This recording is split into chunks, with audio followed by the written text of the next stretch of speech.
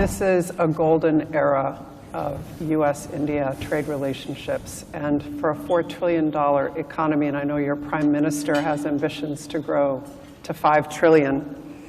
What is your message to investors, plenty of whom are in the room today? Thank you so much, first of all, for having me at this very important occasion this evening. I mean, USISPF is one organization with which I've had an absolute pleasure to work with very closely over the period of last several years.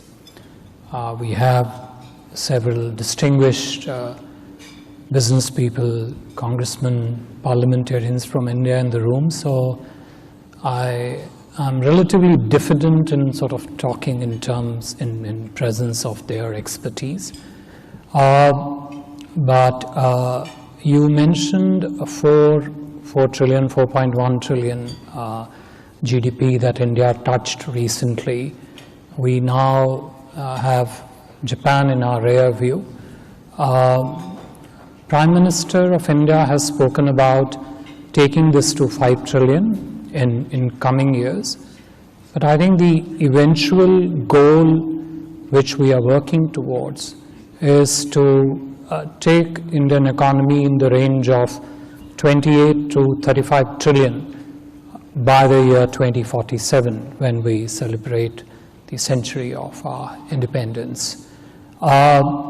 So when we talk of that, and if you position this in the perspective of an investor, for any investor, economic opportunity has to be one of the first drivers for a capital flow to happen. But that alone is not enough. So if I'm a 4 trillion opportunity today, looking to become 5, 10, and then eventually 30 odd trillion opportunity, that whole journey is not enough in terms of numerical numbers. It has to be combined with something which the investors truly value. First of all, I would say any investor would look for whether there is a systemic stability in the economy. Is there systemic stability in the growth of the economy? So we have been growing at a clip of average between 6.4 to about 7.3%.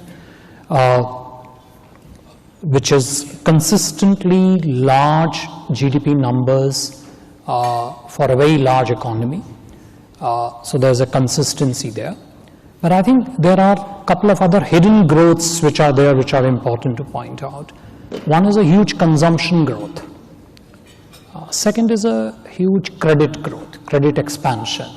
And these two variables combine very well with the GDP growth patterns.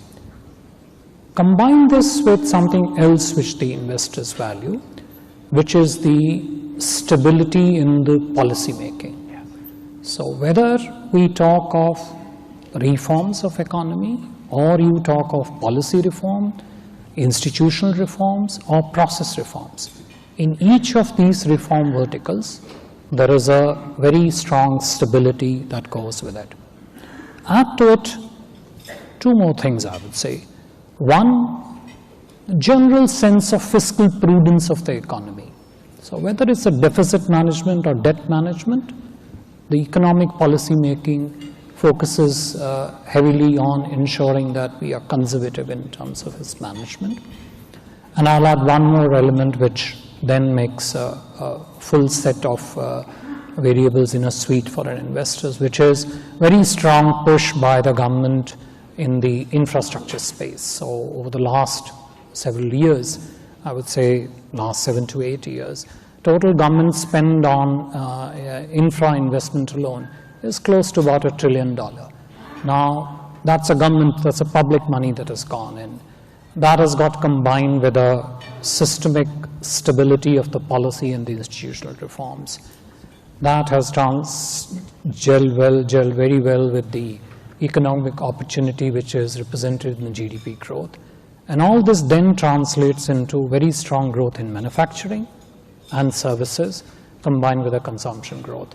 And when an investor sees this huge economic opportunity, goes into India, he's also received by a very skilled, large set of skilled human resources, which is able to service the, how should I say, the whole ecosystem of enterprise management of a business.